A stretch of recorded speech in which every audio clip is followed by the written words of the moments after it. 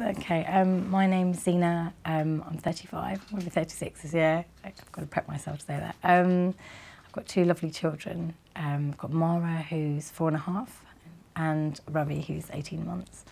So yeah, I'd say life is a blessing. I feel very grateful to have them in my life, yeah. And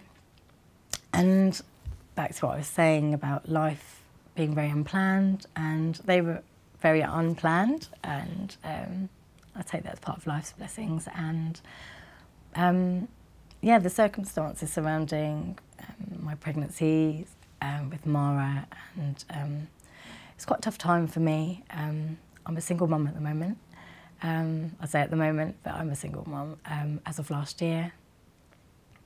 And it was actually it's the best thing that's happened to give me a lot of clarity. I think I was lost in something, consumed by something, I think, that I was kind of drowning in, and a situation which I realised I couldn't carry, and having the strength to realise I couldn't carry it, and to actually make the decision to say, no, I've got to split with my partner.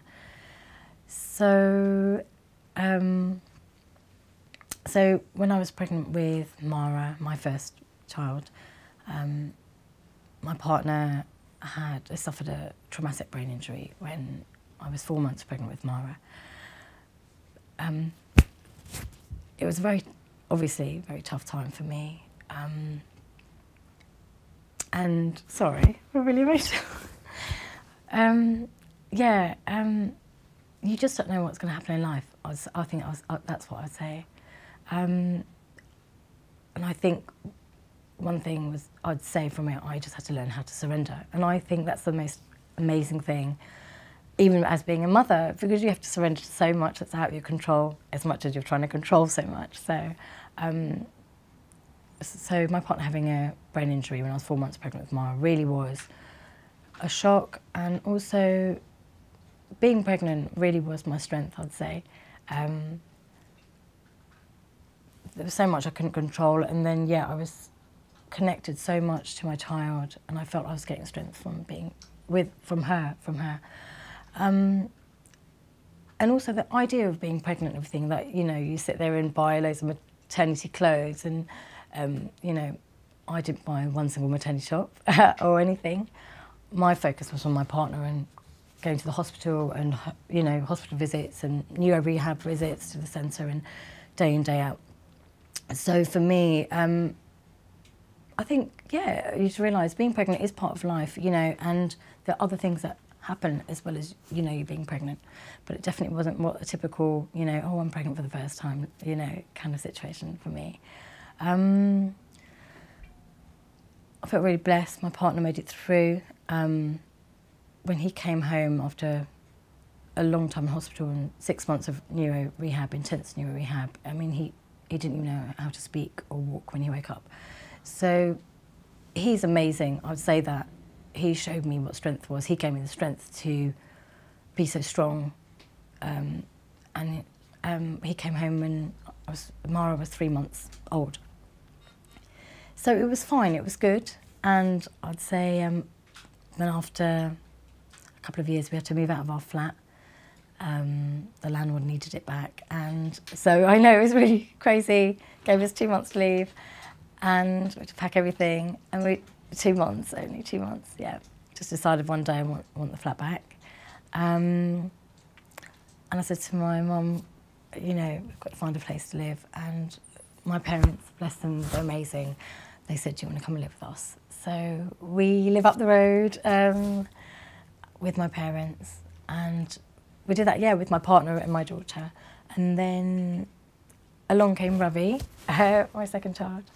But things in my relationship were getting rocky anyway.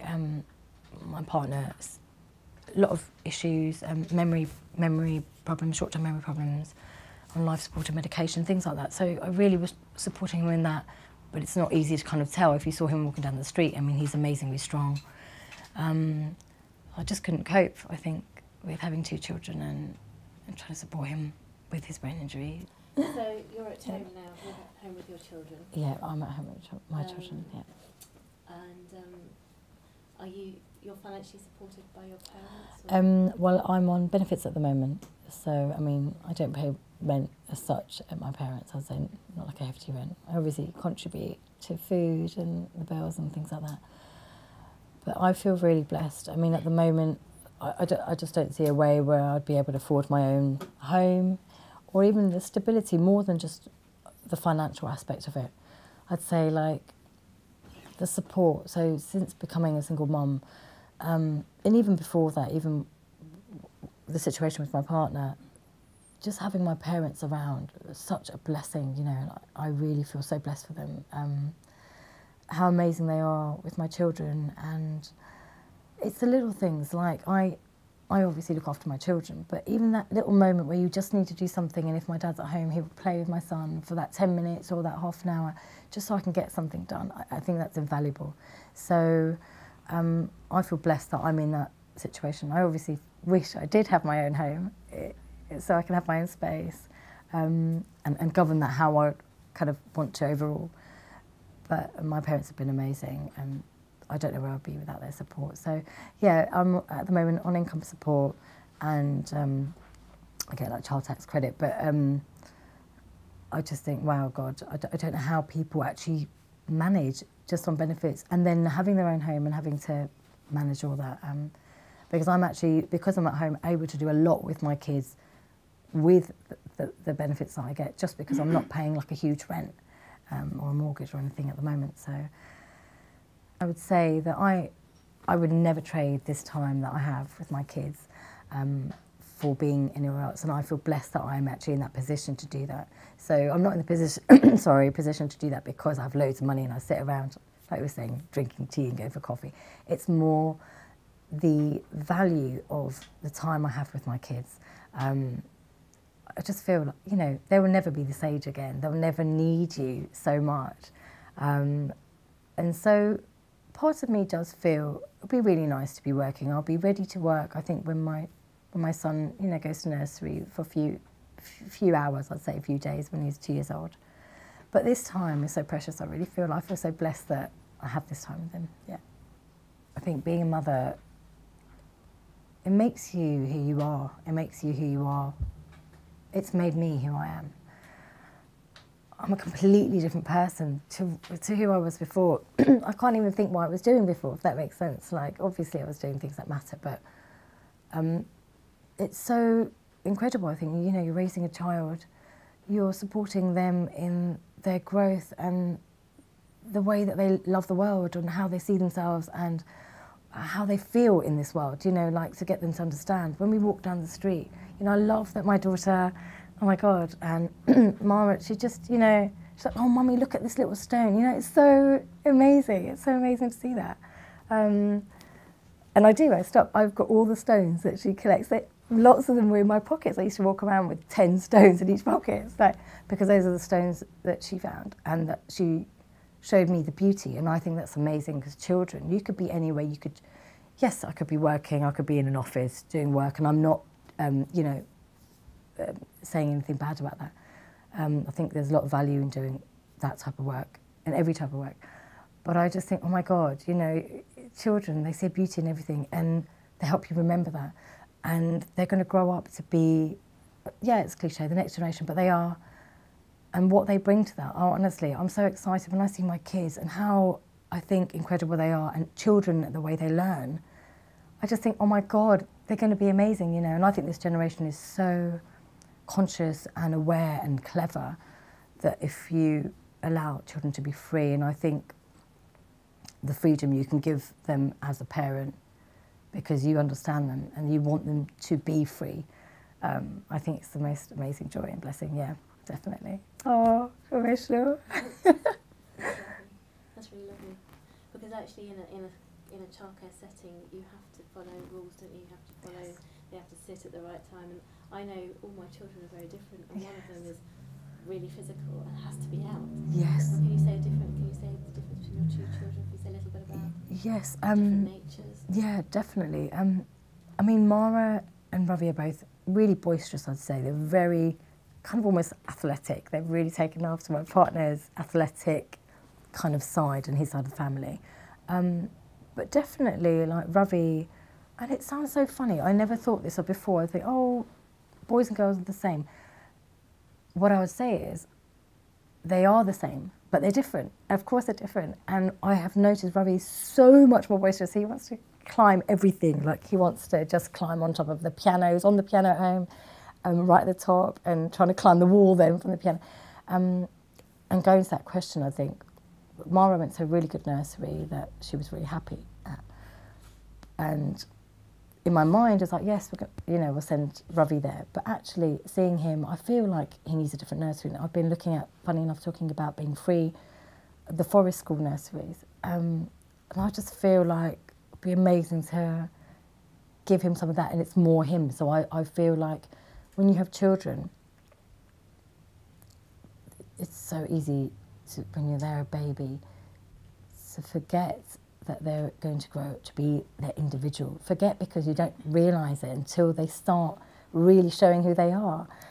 And it's amazing. It's amazing, because I hear Mara talking to me and I think, oh my God, she's 4.5, but she sounds like a teenager. Like, how can she say those things? We're having a proper conversation. It's incredible. I think it's amazing. So I feel, yeah, blessed for that.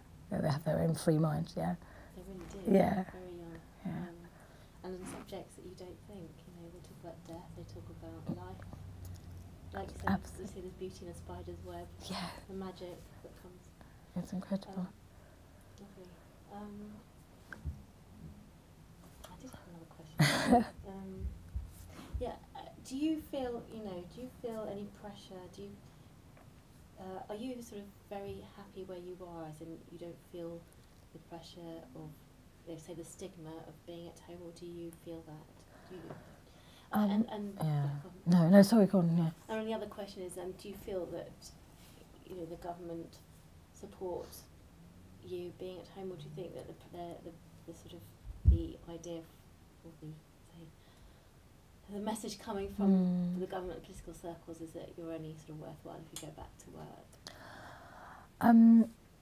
I agree. I agree with that. That I feel there is that sentiment that, oh, we're offering these hours or whatever it is, that mothers should be working. I think people don't realise mothers work incredibly hard. Harder, I'd say, than any job ever. I honestly can't think that there would be another job. You can find a job that is for 24 hours a day with no break. And even if you say, oh, you've got your 10-minute coffee break, and then someone says, sorry, we're taking it away, because that's what being a mother is. I think people really never realise that. I once had someone say to me, what do you do all day? You must have loads of time. And I was like, so my child was a baby. And I was like, oh my God. Because you feel like you are occupied, literally. And even if you are not consciously occupied, you're always occupied in the back of your mind, because you're always thinking of what your kids need, 10 steps ahead of what they'll need. I feel mothers work probably the hardest than any other place you would find. I really feel that. And I feel blessed because it stretched me. I feel the sacrifice of that, obviously. I do miss a bit of me time, I'd say. I miss me sometimes. But I think that will come, me being aware that I need me time is my place to make it. But the kids come first, definitely, yeah. They're amazing, yeah. I think it is the hardest, in the sense of like, hardest meaning it's more natural, it's very natural, so it's not hard to do, because they're your children and you do it and you find the resource. But I feel like hardest in the comparison of what people think it is. I think that's what it is. It's like, oh, you get to just chill, you just go to the park and play on the swings. It's like, that's that, I think in that respect, yeah. The continuation of it, yeah. I loved your bit about the stones and things, because that's so true. It brings magic back to your life. Yeah. I remember, walking with my son, and he's amazed. It slows your world down. Yes. You're used to rushing and rushing and rushing, and suddenly your world takes on a different pace, and you see the spider web, and it's like, wow, and yeah. it drops, and that makes you happy. Yes, it makes you happy. Like yeah. big earrings, or your hair's done, or whatever. It's just these little tiny things, and that brings so much happiness. Definitely, definitely. That's a beauty, blessing. Yeah. Amazing. Yeah. All right, thank you. Thank you. Yeah. Yeah. Is that good? Brilliant, Yeah. that. Okay. All right.